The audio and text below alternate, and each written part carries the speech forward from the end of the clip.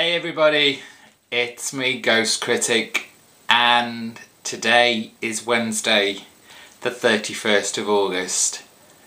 Obviously a huge day for DC. 75 years of DC continuity, retcons, relaunches, complete madness, and we all loved it, is coming into an end today.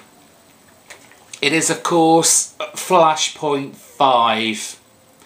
Now, I think it goes without saying, for this video, I'm going to spoil the crap out of this. So, spoilers guys, if you haven't read this yet, stop the video. I'm giving you this one chance, please stop it. Add it to your play later list. Once you've read it, come back and we'll have a chat about it. Have you gone? If you haven't, you've only yourselves to blame. My God, this is good. Oh, wow. I mean, love or hate what this issue represents, i.e. the New 52. As an event, despite the fact that it hasn't really had those huge jaw-dropping moments, this has been solidly good for every single issue. I'm sorry, it has. Jeff Johns has just written a great event title. Just on its own, forget this is killing 75 years of DC history. Fanboys, just put that aside for just a minute and just reread this and just love it for its pure escapism, its pure love of, you know, just the comic book genre. You have everything in here.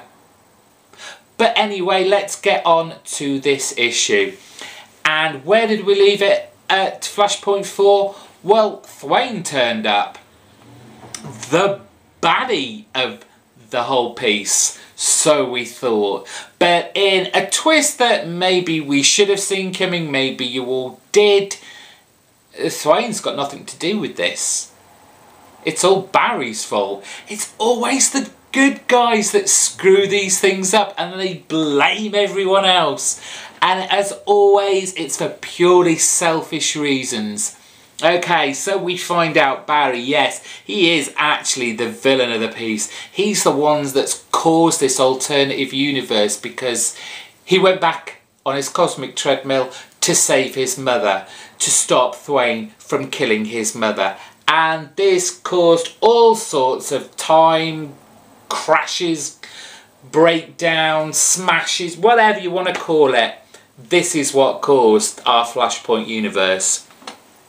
Why wasn't Thwain affected? Well, he just happened to be, you know, running in the time stream at the time. So, you know, he was unaffected.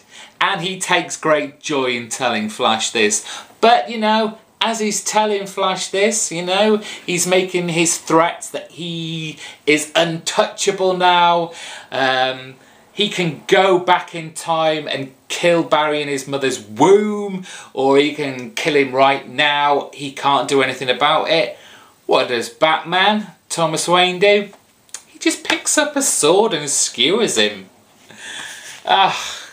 Let's not forget, there's still a huge battle raging around us. So what happens? You know, Grifter and the Resistance come charging in like the cavalry to fight back the forces of Atlantis and the Amazonians. We get a nice little cameo from Superman. Yes, we all know he turn up and save the day. And there is just this one panel. I know this is so bad and so naughty of me to think this, but there's one little panel and you have a picture of Superman's face and he's saying no more, and I just wanted to write underneath it mutants. I don't know why, I just don't know, it was just something stupid that came into my head, but hey, that's me just being silly. But you know what? It's too late. Aquaman and his Atlanteans have done something to Britain. I presume some seismic bombs under the country, and it's all, you know, it's going to rip the planet in half. So what can Flash do? Well, he runs away. But yeah, Barry runs back to Mummy. Which in a way, you know, you think this is a cowardly way out. But you know what? Those few scenes with Barry Allen and his mother are so heartfelt, so emotional. It is that whole, we have to sacrifice one person to save millions, and it's always that one person that means the most to you in your life.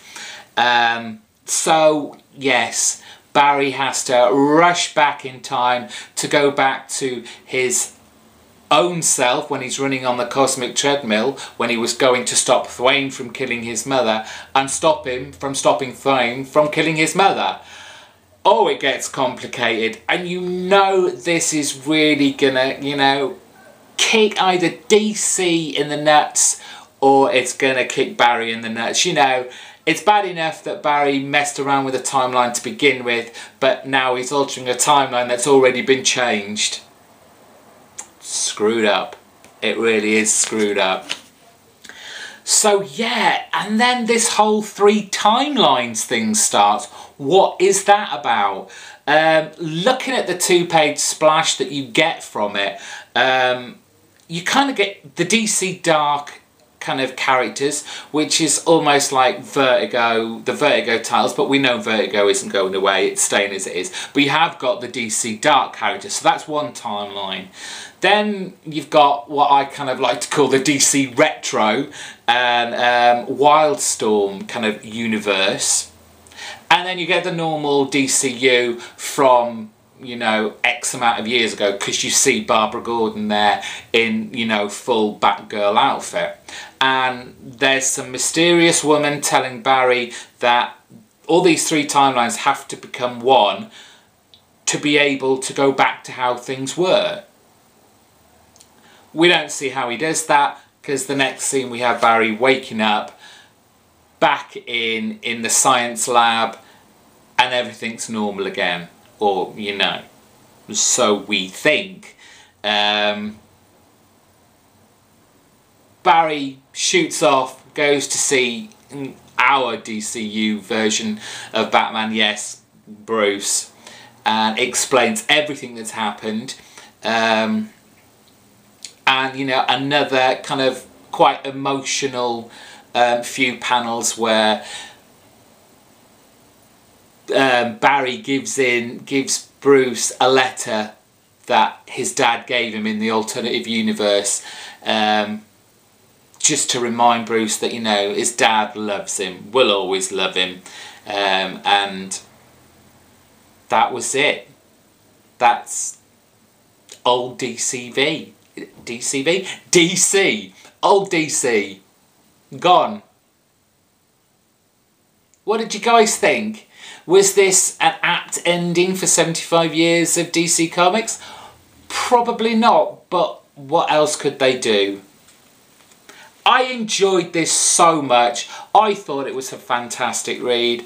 It has been from start to finish. I only read the main title, so God knows what the spin-off titles were like. I've heard that there was differing qualities, but still, a great ride. Exciting, emotional, and it's a step to the new 52. I'm excited. I'm excited again. I got really excited when I first heard about it. I kind of went like that, up and down, up and down. I'm excited again. And that was Flashpoint 5.